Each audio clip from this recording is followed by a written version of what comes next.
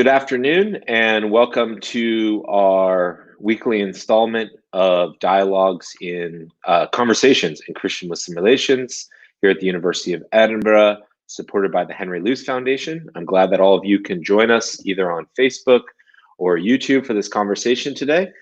Today, I'm really excited to welcome from Atlanta, Georgia, Dr. Deanna Ferree Womack, who is a minister in the Presbyterian Church USA and assistant professor of history of religions and multi-faith relations at Candler School of Theology, Emory University in Atlanta, Georgia. Dr. Womack did her PhD at Princeton Theological Seminary, and prior to that had spent some time in Beirut, Lebanon. Prior to just writing the book that we'll be discussing today, she published her first book, Protestants, Gender, and the Arab Renaissance in Late Ottoman Syria with Edinburgh University Press, which I see is about to come out in paperback in December or so. So it's a much more affordable price.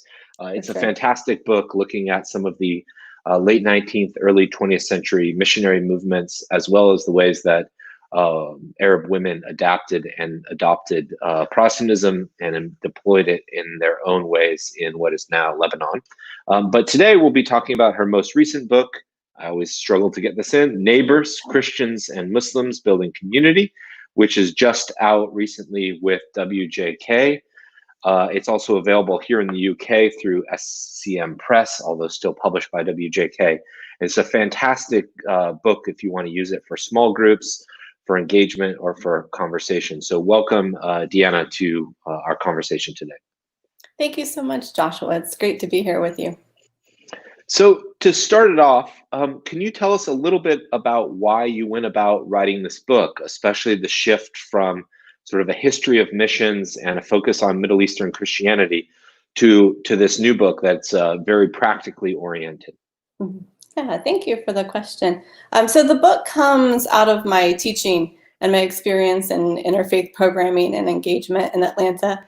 As you said, I'm a historian, and so if you read the book, you'll notice that I do focus more on history, I think, than most people who are writing a more practically oriented book on interfaith dialogue.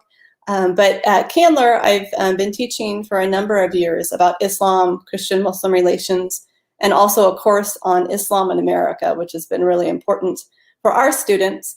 And so the book aims to help students like mine, as well as Christians throughout the United States, to learn more about their Muslim neighbors and to imagine better ways to engage and to build community. So I am thinking mainly of Christian readers. It has an American focus on Christian-Muslim dialogue, although I do step out of the U.S. context in certain chapters. But so I'm responding to what I see as very pressing issues of Islamophobia and misunderstanding in the U.S. context. And looking at the history, I think we have much richer and better ways of approaching dialogue and understanding. And I'm hoping this book helps to add to that conversation. Yeah, so in terms of that, you write in a really accessible and yet deep way about both the history and about contemporary realities. So who do you think you would imagine using this book? Who is it written for? Especially thinking of some of the ways you start and end the chapter. I think it was really unique. For instance, if you haven't seen it, the chapters begin with questions of reflection. Mm-hmm. Sometimes we see these at the end, but you ask the reader to sort of reflect before a chapter about some of their experience. Who do you imagine reading this book and building on what you've just said? Yeah, so I hope that Christian leaders and pastors will find it accessible. I think I'm going to be using it in some of my classes, and I think it will work well for seminary students and other students in courses on interreligious dialogue. One of the reasons that I put the reflection questions up front is I think no matter who we are, whether we're reading for academic purposes or for ministry purposes, Christians, I think, need to start with self-reflection before they move into understanding Islam and into practicing interfaith dialogue. And so I hope that scholars who are reading this might take a moment to stop and reflect. But I think particularly, I'm thinking of groups of students, it would work well. in a classroom setting, as well as study groups in churches or other Christian contexts where people want to come together and reflect on their own community's issues and start the conversation. Yeah, I mean, one of the things that's really important, both Christians who are one of your target audience, but also Muslims and others come to interreligious dialogue in general and Christian-Muslim relations more specifically with a whole host of assumptions, of baggage, of stereotypes, and you start naming that extremely well. What do you think are some of the things in your research that you saw that people bring to Christian-Muslim relations specifically that you want to sort of challenge or at least complicate? Right. Yeah, there's so much baggage that we that we bring with us, and it really does depend on the context. And so I'm hoping that each reader can stop and reflect on their own particular context first. But some of the things that I find, questions that students ask me, questions that church people ask me, it's always about Islam and violence, Islam and women. And so interestingly, it's always about them, whoever we're concerned about. It's never really about us and the patterns of our own thinking. And so I want to challenge readers to think about what historical patterns of thought about Islam have influenced them. For many Americans in the United States, this actually relates to my research on missions in the Middle East. It goes back to those reports that were sent from the Middle East back to U.S. readers explaining what Islam was, and often in hostile language or language that depicts all Muslims similarly in negative terms as rivals. And so that sort of thinking, of course, you can go back further earlier than the 19th century missionary movement to find that in Western Christianity. But those historical discourses seem to be passed down generation by generation. Of course, they change and adapt over time, but we still see that they're with us today in our churches. And I also think in wider US society, whether or not people are Christian, whether or not people are Protestant, I think some of the Protestant forms of talking about Islam and Muslims over the past few centuries continue to shape what we think today. And I think rather than buying into those narratives, I'd like to complicate them and challenge people to come into face-to-face dialogue and relationship, a much better way of learning who our Muslim neighbors are than taking these historical patterns and narratives for granted.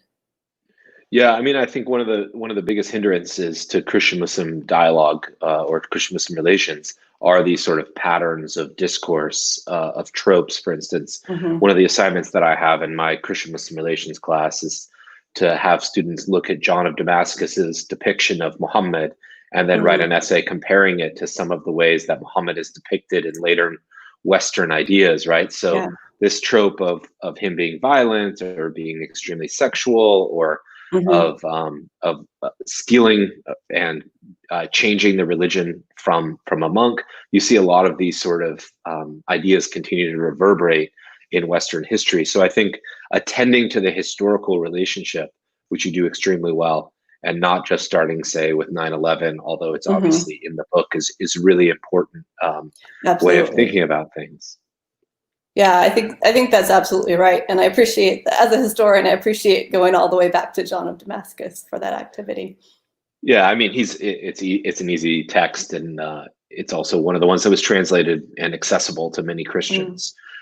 In part one, you divide the book into three parts, just to make sure I'm right. Part one, you talk about when our neighbors have a different religion. Part two is about Christian-Muslim encounters. And part three is from neighborly commitment to working together. In part one, you look at both demographic shifts, scriptural ideas, theologies of other religions. Can you tell me a little bit about why it was important to look at this from a interdisciplinary and diverse angle and not just focus on what does the Bible say or what are the demographics? Yeah, so I wanted readers to get a broad-based understanding of our own society in the US, the influences that have shaped us historically, and also to begin reflecting on who readers are as Christians and what their callings are. I think a lot of people want to jump right to Islam 101. And for me, I do think that a basic understanding of Islam is important, but I don't think it has to be the first step. And I don't think that all American Christians need to be experts in Islamic studies to be able to do the work that we need to do in dialogue. And so instead, I want Americans to begin confronting their fears. So if the fear here is about shifting demographics to a more religiously diverse and ethnically diverse America, then we need to put that in historic perspective and see it hasn't just been happening in the past 5 years or 10 years or since 9/11. It's centuries that Muslims have been in the Americas for centuries. That our growing religious and ethnic diversity started far earlier than many people believe. And so statistics and demographics only get us so far, but I think that's an important eye-opener. And for American Christians to know that Muslims make up between 1% to 2% of the US population, I think puts things into perspective. And that although numbers are growing, they're not growing very quickly. And so we then understand our Muslim neighbors being surrounded by a Protestant Christian majority still in the US and by others who came from Christian backgrounds. That helps us kind of step into the shoes of our neighbors and imagine what it would be to be such a small minority in this country, rather than actually being a growing threat that's somehow going to take over, which seems to be the response of many Christians when they hear that about demographic shifts. And then I also, in that first part of the book, want readers to think about who we are as Christians and what our calling is in engaging with any neighbor, including our Muslim neighbor. And so I talk about Christian witness not as a drive to convert necessarily, but as a way to live our lives according to our faith in Jesus Christ. And I think in this moment, in 21st century America, it's essential for Christians to engage in dialogue, or at least to seek understanding, because otherwise we're standing idly by and silently by as anti-Muslim hate crimes skyrocket in this country. And so I think that now is really our time to act and our time to speak up. And then one other thing that I address in that first chapter is a bit longer history of Western Christian engagement with Islam. And because of geopolitics, it's often been confrontational. Whereas now today, with a gradually growing Muslim population in the US, we do have more possibilities for face-to-face encounters and building understanding and building friendships than we did perhaps in the past when our encounters with Islam were either geopolitical colonial encounters or missionary encounters that discouraged that sort of face-to-face dialogue in community building. Yeah, I mean, that's really helpful to sort of unpack those. Maybe we'll continue to talk about that a little bit more as we go. Just a reminder to the people who are watching, I see we have a little uptick. If you have comments or questions, you can ask them in the comments box and I can see them and pull them up. So if you have a question, either now or later, please do that and I'll bring it up to Deanna. To unpack the question about demographics a little bit more, maybe we'll talk about this later. Obviously, in Europe, the conversation is slightly different in many ways, as Islam is the second largest religion in nearly every country, and the demographic numbers are much higher, in part because of the nearness, and in part because of colonial histories of migration. But one of the interesting things that also touches on the United States is the consistent ways that Europeans overestimate the presence of Muslims. I know there was a recent poll where nearly every single European country, when they were polled, nearly doubled the percentage of Muslims that they thought that were in their country. So in France, it's in the high single digits, for instance, and people had said it's in the 20s. In the UK, it's 6 or 7%, and people were saying 15%. Can you say a little bit more? I mean, that's just about Europe, but also in the States, about this intersection maybe between demographics, migration on the one hand, but also something you touch on, the sort of media discourse, fear, Islamophobia. How do those things sort of play out in how we might think about neighbors and friendships and engagement? Yeah, so I think Pew Research Center is one of the places that often publishes these statistics, and I think statistics can be interpreted in all sorts of ways. So if we hear the Muslim demographic is growing in the US, to me, that sounds like more opportunities for engagement. But to some people, to see a slight, less than a percentage increase causes fear. And then it causes us to look at our immigration legislation, or to support ideas like banning Muslims or banning certain countries that have a majority Muslim population. And so these demographic studies, I think, help inform us about who our neighbors are. I think they can put things into perspective if we interpret them correctly. But if depending on which media sources we're listening to and which political pundits we pay attention to, those studies can also feed our fears that this country is somehow changing and diverging from what it has been because of a gradual increase in the American Muslim population. That's really helpful. So shifting a little bit from the demographic part to some of the scriptural and theological, obviously one of the things that makes Christian-Muslim relations particularly interesting, but also can be challenging, is that both traditions make claims about God's sort of final revelation, about the centrality of their claims about how God has spoken, either in Jesus Christ or in the Quran. And both of them have a missionary impulse.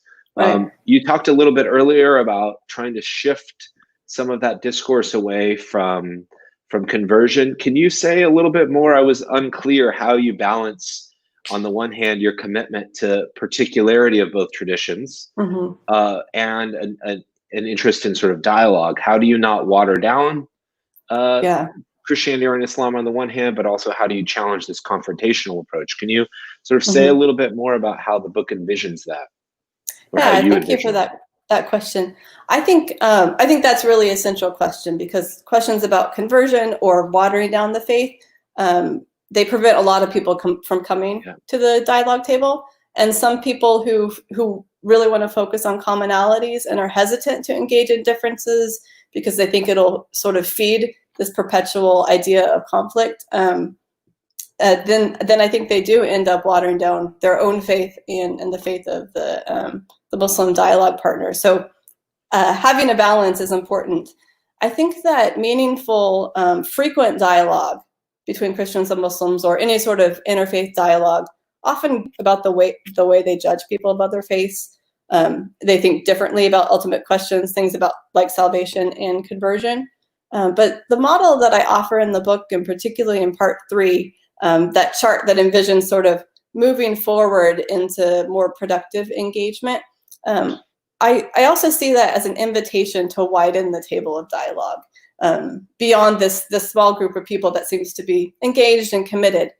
So it challenges those who are committed to really delve into the differences, and it opens up, I'm hoping, the table of dialogue to people who are hesitant, or who are very committed to those particularities and don't want to lose them by coming into dialogue. So I think that we can engage productively across lines of difference without feeling that we have to let go of those particularities. And for me, as a Christian, I want to invite people at all ends of the theological spectrum to the table. I think it is all right for a very strongly exclusivist person to engage in dialogue and not let go of some of those theological commitments.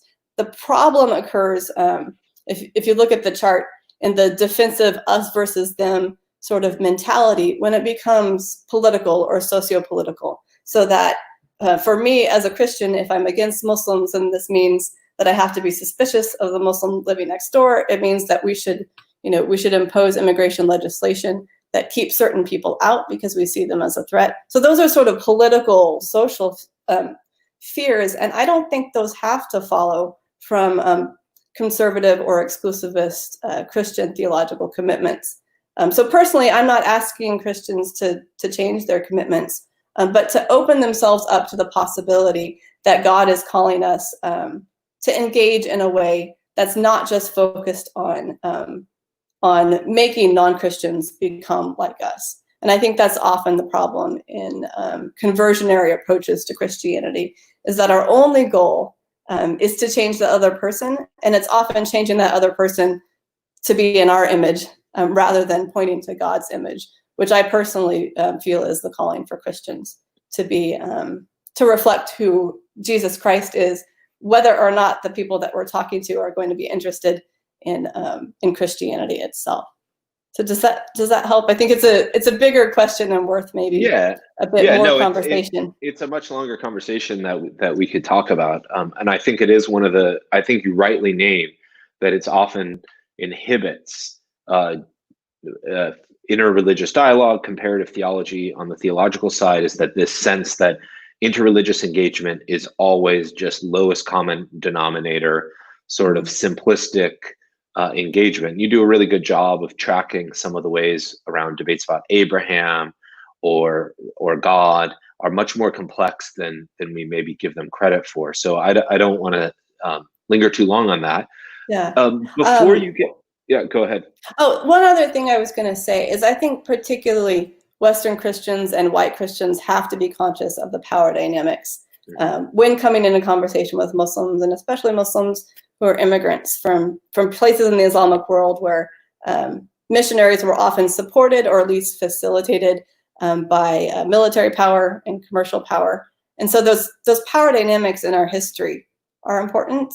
And I think it's one thing for me to have a conversation with a close Muslim friend about the ultimate questions of faith and to differ and to maybe encourage that person to consider my perspective and be open to listening to their perspective. That's quite different than, coming to an interfaith dialogue session at my church, right? And trying to preach a particular message to change the minds of the people who are there. So we need to be conscious of the level of relationship we have with people when we bring up certain topics in dialogue sessions. Yeah, the third part, you do a really good job of charting the various ways that you can imagine engagement. From what you're saying, a really deep, long-standing intellectual debate with a friend or with a colleague, to much more, like you're saying, large gatherings, iftar meals, church hostings, that can be an entry point. Before we get to some of those, though, you decide in the middle, as a good historian, to spend some time looking at the history of this. For a book that's targeting Christians in America, I was sort of surprised that you don't start with Islam in America or a history of Christian-Muslim relations, but you take us to the Middle East and look at Christians in the Middle East. Why do you start? Why is this something that people should know more about, and why does this matter? Yeah, I guess for me as a historian, I can't start in America if the history in the Middle East comes first, right? So I've got to go in chronological order. But more importantly, I think so many American Christians equate Islam with the Middle East, or they equate Arab identity with Islam, when in fact in the US, most Arabs are Christian, and we know that the Arab world is only a small percentage of the Islamic world. And so because of that conflation between Islam and the Middle East, or Middle Eastern politics and perceptions of who Muslims are, I thought it was important to begin in the Middle East and show a deeper history of what Christian-Muslim relations living side by side for centuries looks like. So it partly has to do with where Americans' initial encounters with Muslims were, which occurred in the Middle East more than other parts of the world. And then, of course, it relates to my own study as a historian of religion in the Middle East and Middle Eastern Christianity. But through that study, I found that there are so many examples of Christians and Muslims living together in collaboration, where, of course, we can't just pass off the conflicts that have occurred. I think many of those stories have been lost, of Christians and Muslims living side by side in the same communities in the Middle East, working for common goals, having common struggles. And we don't have that history in the United States because of the demographics here and because of the relatively short time that many Christians have had living in a religiously plural environment. And so going back in history, I think corrects some of the misperceptions, but also provides us some helpful models where perhaps the United States could be going, at least in urban areas where the religious diversity is becoming richer. Yeah, I mean, it's certainly something that I experience here teaching in the UK. I often tell my class before the week we look at Christian-Muslim relations in Egypt that there are more Christians in Egypt than there are people in Scotland. Yeah, And that this puts things is into this perspective. it totally shocks Brits, right? Because there Hmm. is, like you were saying, I had it too. This assumption that all of Christianity, all of Arab speaking world is Muslim, Hmm. and the long history. So I think it's a really important section. Also, because of the ways in which Christians in the Middle East are often invoked, either sometimes by themselves, often by Hmm. migrants from Lebanon or Egypt specifically. Uh, in that sort of culture war, right? That you need to Yeah. protect us. There's lots of stories we could get into about that. Hmm. But uh, maybe people have questions or comments about that they can get into. But maybe we'll wait and come back to that a little bit later.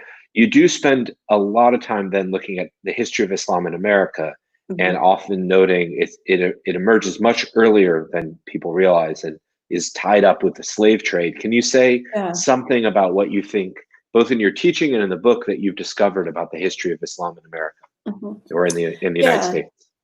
Yeah, so I think again, there's a perception, at least on the part of many Americans, that Islam is a relatively new religion in America, and that it's mostly Arab. But the beginning of Muslim presence in the US goes back to the slave trade and enslaved West Africans being forcibly brought to the United States. And that's a really important legacy for this country, but also an important legacy in terms of our thinking about Islam. It's difficult to know the exact percentage of how many enslaved Africans were Muslim, maybe 10%.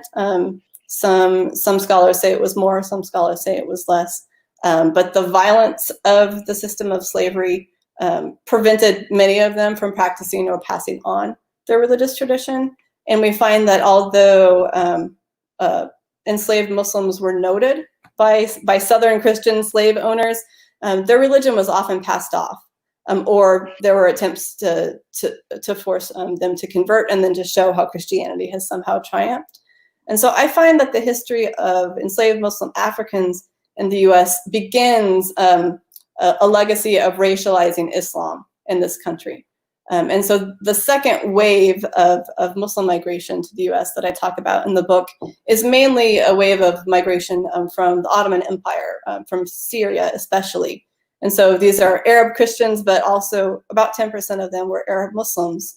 And they came to the US. And if you look at court proceedings for citizenship, it was often more difficult for Muslims from the same part of Syria to gain citizenship in the US than it was for Christian Syrians, Christian Arabs from the same place. And that's because of the equation between Christianity and whiteness. And so a Syrian Christian could make an argument for, whiteness, I should say, was the standard for citizenship for anybody except for those Americans of African descent. And so in order to become a citizen, immigrants had to prove that they were white. And it's just very interesting to find that Syrian Christians had a much easier time than Syrian Muslims. And I think that's part of the reason why those migrants who came to the US, who were Muslim, worked here for a while, earned money, and then ended up going back home to Syria in larger numbers than those that actually settled here. And citizenship was part of that issue. So we see in that second wave then of migration that, again, there's a racialization of Islam, coding Islam as being non-white. And I think that may be implicit in some of the ways that Americans have continued, that white Americans and white American Christians have continued to think about Islam as a non-white religion. And that certainly influences the rhetoric. Whether it's immigration or it's race or it's religion, they're kind of all combined in the ways that and the hostile rhetoric that we tend to hear today about Islam. Yeah, so you have the socio-political, geopolitical history of post 9/11, Mm-hmm. but as the book shows, you have both the enslavement of West Africans, but you also have late 19th century migration with the Ottoman Empire.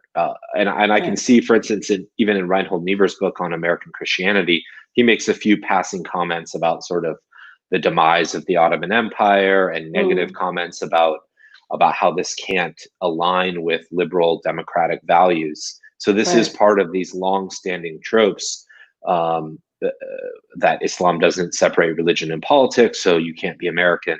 But if you add on top of that a history of racialization, of the centering of whiteness, especially, I mean, it's still prevalent, but before immigration acts changed in the 1960s, as you said, this is this high priority on whiteness. And it's interesting that a Syrian Christian, Greater Syrian, can perform whiteness in a way that a Syrian Muslim couldn't, which is just really a fascinating thing about that your work has shown. So speaking about that issue, obviously the history of Islam in America, especially during the Civil Rights Movement and the rise of the Nation of Islam, but even after many members of the Nation of Islam, although it's still obviously prevalent, turned to Sunni Islam, there's still a disproportionate percentage of Muslims in America who are Black. And you talk about this a little bit in the book. Can you say a little bit more about how Civil Rights Movement, Black America is tied into Islam in America? And what does that mean for a book that I assume, while it may target lots of a variety of Christians, still has a little bit of a mainline Protestant white assumption? I mean, I'm also PCUSA. We're a white church, you know. So can you say a little bit about how this might, how you attend to this, but can you talk a little bit more about that, both in terms of history and engagement? Right. I got a like on that.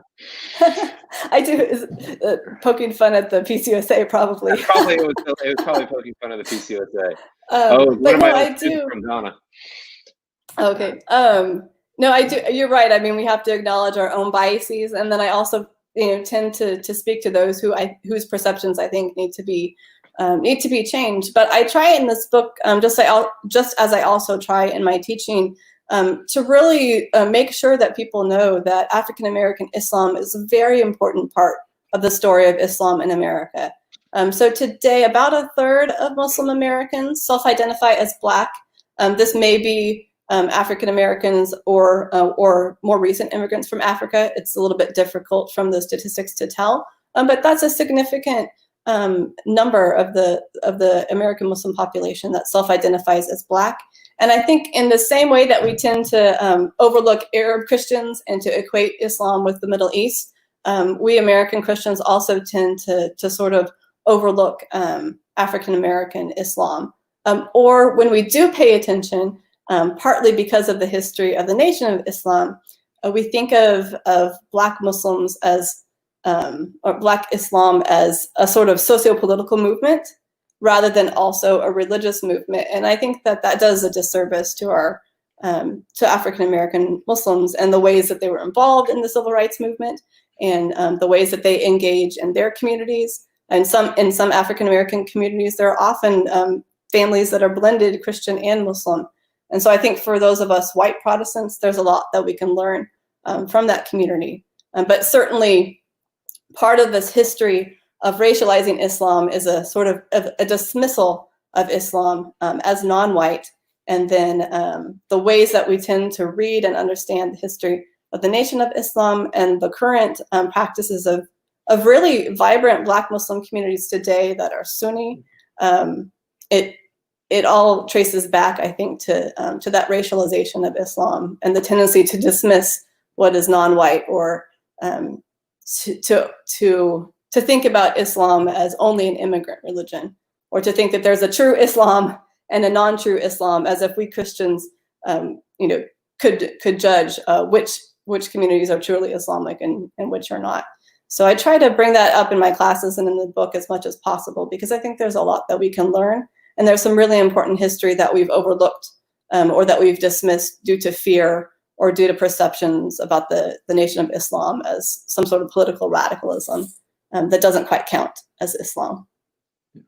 In the book, you have a brief section on Black church and Black mosque dialogue and engagement. And I know at the conference that we organized together in Atlanta, we had a panel on this.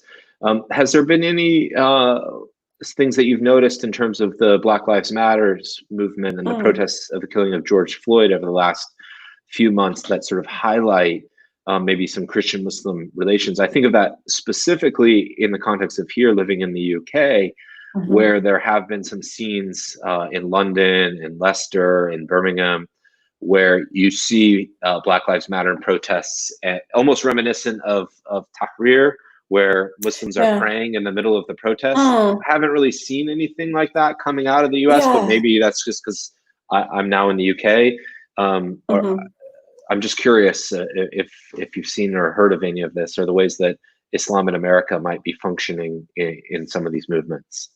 Yeah, that's a really important and helpful question, and probably something I need to investigate now, update the book. And now that there are so many more movements happening, and I think Atlanta would be a good place to find out about that. So I mean, I do know of individual Black Muslims who are engaged across these interreligious lines in standing up for racial justice and in the Black Lives Matter movement. And I think there is a lot for us to learn there. And I've also, heard some conversations among Black Muslims saying, kind of challenging their communities to become more involved in terms of the anti-Islamic rhetoric that spreads across the US, because it tends to affect Black Muslims differently than it does immigrant Muslims, for example. So I think it's an internal American Muslim conversation, but as well as it's a Christian Muslim conversation within Black communities.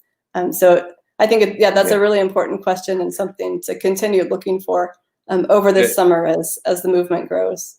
Yeah, I mean, obviously in the UK, there's a different reality where Blackness doesn't exactly map on in the exact same ways as it is in the States, but it's been amazing to see the ways in which, especially this year, this protest for racial justice and transformation has migrated across into places in France, into Belgium, but then in the UK, in the ways in which the racialization is somewhat different here with Pakistani, Libyan, and so the ways those modes of solidarity happen are kind of distinct, but helpful to think about. I'm aware that we're coming to the latter third of the conversation. Just want to make sure that if anyone has any questions, feel free to answer them or ask them in the comment section. I can pull them up. And while you maybe are thinking about some of those, can you say a little bit more about the last third, where you really offer a concrete model for interreligious engagement, some of the ways in which individuals and communities might move in different ways about that? It's a really helpful and practical guide for doing this. And as someone who's a theologian and often accused of lacking any practical sense, I really appreciated the ways that this can be used as a tool, but also reflect myself. Could you talk a little bit about how this framework emerged for you, and how you hope people might engage with it? Yeah, thank you. So one basic point I'll mention that I try to make is the difference between sympathy and empathy. And I think this sort of expands into my larger model of how we move to deeper engagement. Sympathy is a way of relating with somebody else who's different, but relating through sameness. So I sympathize with you because I've had similar experiences, or I can imagine your experiences based on my own. And I think if we had more sympathetic people in this world, it would be better. But we can only get so far, because sympathy assumes sameness, whereas empathy seeks to understand difference. So I know that there are some things about you that I'm never going to completely understand. I can never completely understand what life is like for a young Black man in Atlanta, for example, because that's not my social embodiment. But through empathy, I can listen and learn and understand that person's experience on that person's own terms. And so that's what I challenge people to move toward in Christian Muslim engagement, to connect over commonalities, but to also not shy away from differences. And so this connects to the larger model that I offer, where I challenge people to move away from a monocultural mindset, where we assume that everything is the same or should be the same, to a more intercultural mindset where we see and respect differences, and over time, through building relationship, we can adapt ourselves to those differences. And this model actually comes from studies in intercultural awareness and sensitivity, and particularly studies about how people from Western cultures engage other cultures. And so I've adapted that for interreligious sensitivity or interreligious awareness building. I don't think it all maps on perfectly. So for example, the very end of the spectrum is a sort of completely interreligious or integrated person who can move fluidly in and out of two different religious settings, and that's part of their sense of self. I don't know a whole lot of people who can do that. Sometimes religious hybridity happens, but I think the beginning of that model, where we're beginning to accept and understand people for who they say they are, and not just project our views of the world onto them, and then where we're really able to learn from them and to become at home in more than one religious setting. That's where I'd like people to move to. But if at least we could all engage in sympathy and recognize sameness and move away from the defensive us versus them sort of mentality, that's also a really important step for many American Christian communities. So I don't want to say there's one exact model for everyone, but I'm hoping to challenge readers to reflect on where they are, how they feel the world, and what their next step might be in terms of deepening their interreligious awareness. Yeah, I think it's really one of the things that's really clear is that there's both a model of movement, but there's also a recognition of the diversities of ways that people might engage, of the ways that we might be challenged. You know, for instance, what if the Muslim community in your neighborhood doesn't want to engage, and you say, respect that they don't want to engage, in a way that doesn't just sort of say this has to happen, or what if I'm in a place that doesn't appear to have Muslims? How are some models that I might get my congregation to engage? So there's a way to think in different ways. Where did some of these comments or questions come from? Are these from research? Are these from teaching? Are these semi, amalgamation of things you've heard? In terms of the you have these little snippets of comments or questions. You've been doing this for a number of years now in Candler. So can you say a little bit about, are these real, imagined, in between? Yeah. So most of them are real. I've learned a lot from my students and the context that they come from. I've learned from presentations I've given in churches, the sort of questions that people tend to ask. And then I had some pastors and Christian leaders in different parts of the country read and comment on the book and asked them what questions they still had to try to address those. I also come from a very small town in Missouri, although now I live in a metropolitan area. And so the context in which I've lived kind of framed my thinking. So I know that there are places in the US where you'd have to drive 2 or 3 hours to visit a mosque, right? And so the way that I teach my classes, or the way I might lead a church group in Atlanta, is very different than a way a pastor might lead churches toward interreligious engagement in very small rural areas. But I think that there's a way to do this, to move toward understanding in every context. And so it really is dependent upon you to know your own context and to adapt and to see, what is the next step for me and for my community. And so that's where most of those questions come from. And many of the insights come from Muslim conversation partners and the things that I've learned here in Atlanta over the past few years. Yeah, so that's something that's really important. You talk about opening our ears to our Muslim neighbors, engaging our Muslim neighbors. Can you say just a little bit more about how this book has been shaped? It's obviously written for a Christian audience, but how has it been shaped by your own engagement with Muslims, whether in Atlanta or elsewhere? Right, thank you. We've had so many wonderful Muslim dialogue partners who have been part of our interfaith initiatives at Candler, who've come to talk to my classes. I also had a number of people who took a survey to help contribute to this book. And they were quite a diverse group of people, and their perspectives helped a lot. So for example, one Muslim woman, when answering the question about perceptions of Muslim women, Christian perceptions of Muslim women, or what would you do if a Christian neighbor asked how they could help? And she said, I'd say I wouldn't need help. I'm not a target of Islamophobia.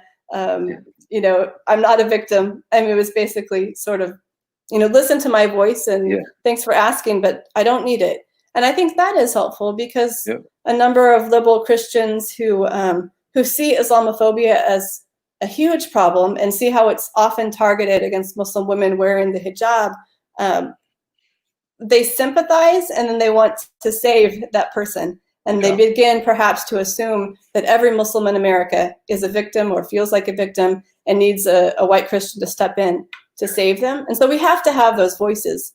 We can't just look at the statistics and the hate crimes against Muslims and say, we got to do something, right? We need to be in conversation with communities to find out what they're already doing, if they want our help, how they want our help, how they'd like us to engage. And so it's always going to be that back and forth. And I couldn't have written the book without Muslim dialogue partners who are helping me learn and understand more. Yeah, I mean, I think when you're talking about church engagement, individual engagement, humility, solidarity, listening, the tendency, especially amongst white Christians, whether they're liberal, evangelical, somewhere in between, the sort of savior complex and pushing back against that and saying, what is already happening? Where am I being invited in or not being invited in is a really vital part of what you're proposing. And you mentioned this a number of times to say, how do we balance? Yes, we need to engage, but the story isn't just about us or even primarily about us. And I think that's a really good caution, especially given the ways that, well, it's my own tradition, so I can be critical of it. So mainline Protestants still think of themselves as the center of the story too often. And that's a really important comment. So just as a reminder, if anyone, I've got a number of likes coming up, but if anyone wants to ask a question, any points of clarity, either about Deanna's book, Neighbors, and the things that we've been talking about, or about her previous work on Arab Christians, do feel free to comment in the questions and I can bring it up.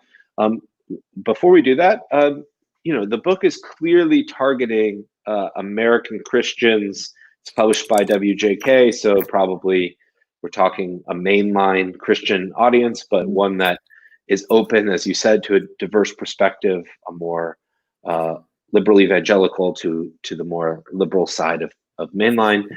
How do you think your book might translate? I mean, I'm reading it on the one hand as a North American, but someone who's lived here in Scotland for 5 years.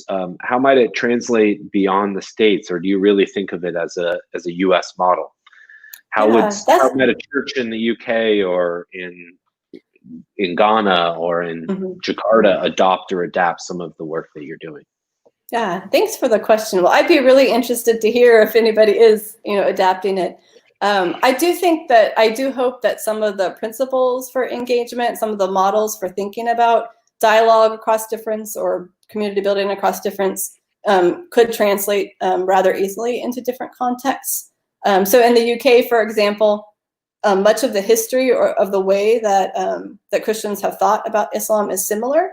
But we also know that much of the history is different. The British experience in the Indian subcontinent, for example, shaped, I assume, a certain perception of Islam that hasn't necessarily been the case in the U.S. because there hasn't been as long-term engagement with that particular context. I think that can be helpful for the UK side, for example, because it already gives an exposure to the diversity of the Islamic world. So I think that some of that history is similar, but each context needs to know its own history, I think. And so how would it translate outside of Europe, for example, to Ghana? There's going to be a very different history if we're talking about African Christian Muslim relations. Many families that have both Christians and Muslims within them, or communities that may practice holidays together interreligiously. We also know there's going to be a particular history of conflict. And so I think for those different global contexts, it's important to start with that history. And sometimes the present day realities of geopolitics and the current stresses influence the way that people are acting now, whereas they may not have responded in such a way to the idea of Christian-Muslim engagement 50 years ago, for example. So reminding people of their own history or helping people know their own history, I think, can provide those models. I don't know if all the Christians and Muslims in the Middle East know the history that I included in the book, right? And so if there are some reminders of ways that historically people have lived together, mostly in peace, at least in neutrality, that can help set a different tone. So I think each place has a different history. Each place has its own particular challenges. And I'd be really interested to see how people are adapting some of the models that might work in the US to other particular contexts. I do think there's an advantage in places that have been more religiously plural for a longer time, because the organic model of sharing a worldview and living side by side, that really hasn't happened. That really doesn't happen in many places in the U.S. Yet. Some places it does, right? But in parts of Africa, in the Middle East, it's been happening for centuries, and so perhaps in those places they already have a bit of an advantage to draw on that shared history. So thank you for that question, and I'd be interested in what you think about the UK scene and how it might be different from the challenges that we have in the US. Yeah, I mean, I can't speak, as an expert or anything, but I do think it is important to attend to the very different ways that Christian-Muslim relations operate within the UK, but also within Europe more generally. And so the history is very different in terms of colonial histories, migration movements. Yeah. So, in the UK, as you noticed, Islam is not identified with the Middle East; it's identified with Pakistan. To be a Muslim is to be Pakistani, to be South Asian. The way that that's tied together with the history of colonialism, you could tell a different story in France with North Africa and West Africa, in Germany with Turkey, and that just has a different dynamic. But as you note, some of the history of Christian perceptions is the same. Some of the assumptions of superiority that Western white Christians bring to the table resonates. And there's some benefits in some weird ways. I can't speak to France, but at least in Germany or in the UK, where there is still this semi-established Christianity, it changes the dynamic of Christian-Muslim relations when you can, for instance, in Germany, have an Islamic theology faculty funded by the German government and supported by the German government. Now, the problem, of course, is that they're trying to mimic Catholic, Protestant, and Jewish models, right? So those don't always match up, right? Who the bishop is. But yeah, I think there's ways in which attending to history, attending to both theology and demographics, and this model that you're providing could be deployed. I mean, it wouldn't directly apply, but there's some helpful ways, if people are watching this and are not from the States, that the book might really still be a resource for you in thinking about building Christian-Muslim communities in Germany or in the UK. I do think the question of how it would translate to Beirut or to Accra or Jakarta, that's way outside of my... Would be different, yeah. Yeah, exactly. So I'm aware that we're coming to the end of the time. Just to give anyone one last chance to ask a question, if you're out there. Well, I know some of you are out here. If not, I'll pause for a minute just to remind you, Neighbors is now out, Christians and Muslims Building Community. It's available through Westminster John Knox at a very affordable price, and it's a really helpful book, not only to think through complex issues in a clear but also nuanced way. So do consider picking it up, using it in a small group, in a discussion group, or as an individual. And if you want to learn more about Middle Eastern Christians and their roles in the late 19th and early 20th century during the Nahda, you can pick up Deanna's first book, which is really fascinating study of what is Greater Syria, Lebanon today, with Edinburgh University Press. I'm not sure it still works, but if you do want a discount, try Event 30 at EUP. It's what we had for the last one of these. So Event 30 if you want a 30% discount with Edinburgh University Press. So Deanna, thank you so much for joining us. Thank you. Any final questions or comments you want to leave to the audience?